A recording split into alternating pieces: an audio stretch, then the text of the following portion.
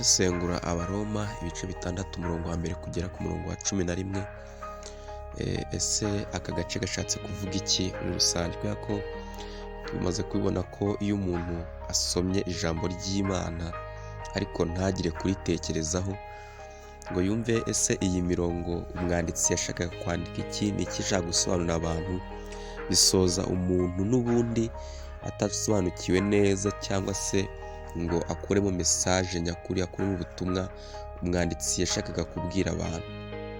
Kandi tuzi neza ko ijambo ry'Imana ryose ryahumetswe n'Imana, ni ukuvuga ngo Imana yahumekeraga mu bantu bayo kugira ngo iri jambo rize gutunganya umuntu. Bisaba rero ko umuntu aza gusesengura, akicara akaritekerezaho, akamenya impamvu yateye uyu muntu kwandika gutya, nubwo yabaga bihishuriye n'umwuka w'Imana. Aka gace ni agace gasobanura, kari mu duce tugikomeje gusobanura umurimo Kristo yakoze, icyo umwami Yesu yakoze gihesha abantu gukizwa.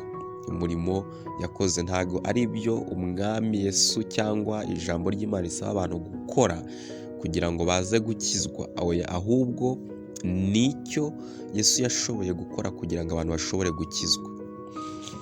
Aka gace rero dushobora kugabanyamo ibice 3 by'ingenzi, igice cyangwa se 4. Igice cya mbere ni igice cy'ikibazo kiri ku murongo wa mbere. Agace ka kabiri ni agace kari ku murongo wa 2 gasobanura ko umuntu aba apfuye ku byaha. Agace ka gatatu ni agace kari ku murongo wa 3 kugera ku wa 7 gasobanura impamvu kubatizwa. Igisobanuro cyo kubatizwa ko bivuze kuba umwe na Kristo. Iyo umuntu abatijwe aba avuze ngo njyewe mbaye umwe na Kristo. Agace ka gatatu ni agace kari ku murongo wa 8. Agace ka 4 ni agace kari ku murongo wa 8 kugera ku wa 10, kavuga ibyiringiro by'ubwiza buzaza, ko iyo umuntu akijijwe aba afite ibyiringiro by'ubwiza azinjiramo, ko akwiriye kubaho muri ubwo buryo busanisha n'ubwiza azabamo. Agace ka nyuma ariko umurongo wa 11 ni umwanzuro atanga, nk'uko umuntu yakwandika arangiza akavuga ati rero ndagusaba ibi ngibi. Ni umwanzuro, conclusion. Dusesengure gatoya turebe noneho utwo duce dushatse kuvuga iki muri rusange. Ese iki kibazo gituruka hehe? Ni iki cyatumye uyu mwanditsi atangira abaza ati nuko tuvuga iki, tugumye gukora ibyaha ngo ubuntu busage? Iki kibazo ni ikibazo gituruka mu gice cya 5, kuko iki kibazo ibyo kibaza, ese uyu muntu arimo aribaza avuga ati ikintu cyahita kiza mu mutwe w'umuntu cyavuga ngo ubuntu bwasaze gute? Ubuntu bwasaze gute?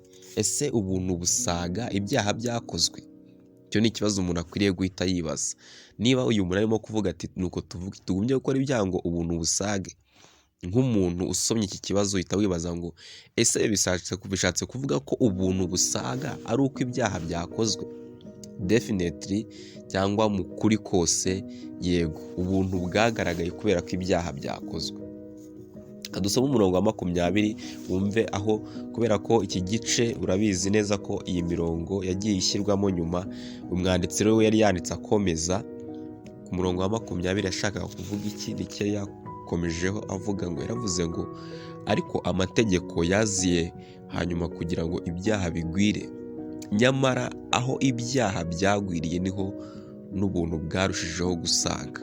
Bishatse kuvuga ngo ubu buntu bwasaze kubera ko ibyaha byagwiriye. Ariko nk'uko wasomye muri uyu murongo nanone wahita usoma undi murongo wa 20 mu gice cya 3 ushaka kutubwira ko amategeko intego yayo yari ukumenyesha abantu ko ari abanyabyaha. Yagira ngo avumbure, acukumbure, atwikurure ibyaha by'umuntu bigaragare. Biravuga ngo kuko imbere yayo nta muntu uzatsindishirizwa n'imirimo itegetswe n'amategeko, kuko amategeko ari yamenyekanisha icyaha. Ni ukuvuga ngo amategeko yaziye kugira ngo abantu bagaragazwe ko ari abanyabyaha. Niyo mpamvu rero uyu mwanditsi arimo kwibaza ngo noneho arimo gusobanurira abantu uyu murimo wa Kristo, akababwira ngo noneho ubwo bimeze bityo abantu bakomeze gukora ibyaha kugira ngo ubwo buntu busage noneho bagarusheho kugirirwa ubuntu. Akomeza avuga ngo ntibikabeho. Iyo umuntu atarasobanukirwa atarageraho asobanukirwa umurimo wa Kristo ngo yibaze iki kibazo, ntabwo aba arasobanukirwa neza icyo Kristo yakoze. Iyo umwigisha yigisha abantu akaba atarabigisha ngo bagere aho bibaza iki kibazo, ntabwo nanone aba yabasobanuriye umurimo wa Kristo, aba yabahemukiye rwose, kubera ko umuntu wasobanukiwe icyo Yesu yakoze agomba kwibaza iki kibazo. Hari ibibazo bibiri abantu by'ingenzi bagomba kwibaza niba baciye mu nzira yo gusobanukirwa by'ukuri. Icya mbere ni iki kibazo kivuga ngo, icya mbere ni ikibazo kiri mu Byakozwe n'Intumwa kivuga ngo bagabo bene data dukora iki? Kuko umuntu wasobanukiwe neza iby'urubanza rw'iteka, agasobanukirwa uwo ari we ku bwa kavukire ye, agasobanukirwa ko akwiriye urubanza, agomba kwibaza ikibazo kivuga ngo nuko nkora iki? Iyo rero umuntu amaze gusubizwa icyo kibazo akaba atarageraho nanone yibaza ikibazo kivuga ngo mbese dukora ibyaha ngo ubuntu busage, ntabwo aba arasobanukirwa nanone ubwo buntu yagiriwe, ntabwo aba arasobanukirwa umurimo w'Imana muri Kristo Yesu. Iki kibazo rero nicyo Pawulo hano muri ibi bice arimo gusubiza, nicyo iyi mirongo uhereye ku murongo wa 2 kugera ku wa 10 arimo gusubiza. Ntidukora ibyaha rero kubera impamvu izi n'izi. Icya mbere ni uko uyu muntu yapfuye ku byaha. Umurongo wa 2 aravuga ati umuntu icyapfuye rero ntigikomeza kubaho. Niba yarapfuye koko ku byaha, implication ihari ni uko koko yazutse mu bundi buryo, atongeye gupfa ngo yongere azuke muri ubwo buryo bw'ibyaha. Ariyo mpamvu ikintu cyapfuye kidakomeza kubaho. Rero ntabwo umuntu wakijijwe wizeye kuko aba yarapfuye ku byaha akomeza kubaho mu byaha. Umurongo wa 3 kugera ku wa 7 aduha izindi mpamvu. Aratubwira ngo twapfanye na Kristo, twapfanye nawe, twarabatijwe. Aha niho hadusobanura umubatizo uvuze iki, kubatizwa bishatse kuvuga iki. Aratubwira ati rero kubatizwa bivuze kuba umwe na Kristo. Ubwo bivuze ko twabaye umwe na Kristo, rero ubwo Kristo yapfaga twapfanye nawe. Icya kabiri, twazuriwe ubugingo bushya, ni ukuvuga ngo ubwo twapfuye ntitwongeye gupfa ngo twongere tuzukire bwa buryo nk'ahari nta murimo wakoze, ari no work done, ari nta murimo wakoze. Oya, twarapfuye mu buryo bumwe tuzuka mu bundi buryo. Twapfuye ku byaha tuzukira ubugingo bushya. Icya gatatu, umunsi umwe tuzaterana. Hari umunsi tuzaba twicaye dusangira nawe. Niyo mpamvu tugomba rero kumera nk'uko ameze, bikamera nk'ibyabaye kuri wa musozi wa Sinayi ubwo abantu bitunganyirizaga rwose kwegerana n'Imana. Rero nicyo avuga ati hari umunsi umwe tuzaba duteranye nawe. Icya gatatu, twabohowe ku bubata bw'ibyaha. Ni ukuvuga ngo ubwo twapfuye twari imbata z'ibyaha, ariko umuntu amaze kubaho abaho mu bundi bubata bwo kumvira Imana, ntabwo yasubiye muri bwa bubata arimo mbere. Impamvu rero twapfuye kubera ibyaha, ari cyo akomeza avuga ati twapfuye kubera ibyo byaha. Ntabwo rero dukomeza kuberaho nanone ibyo byaha twapfiriye.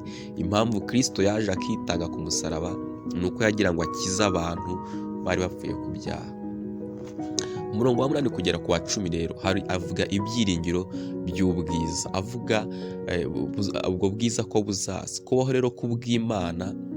Akavuga ko dukwiriye kubaho kubw'Imana, kubwo kumvira Imana, bishushanya ibizaza, bishushanya iminsi izaza.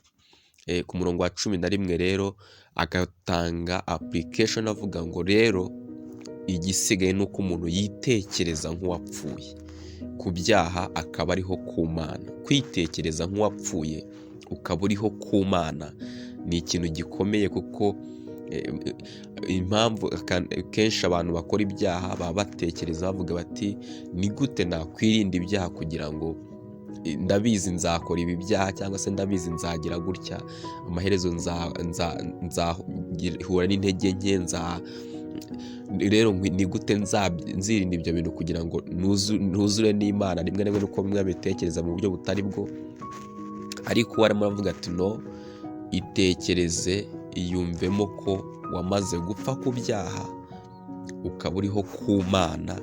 Witegereza kurwana n'ibyaha, ahubwo tegereza ko ugiye kumvira Imana. menya ko amaherezo yawe ari ukumvira Imana. Baho utegereje kumvira Imana, wibuhe utegereje kurwana n'ibyaha ko wamaze gupfa ku byaha, ahubwo baho utegereje kumvira Imana, kuko niba warizeye wazukiye ubugingo bushya, uri umwana w'Imana.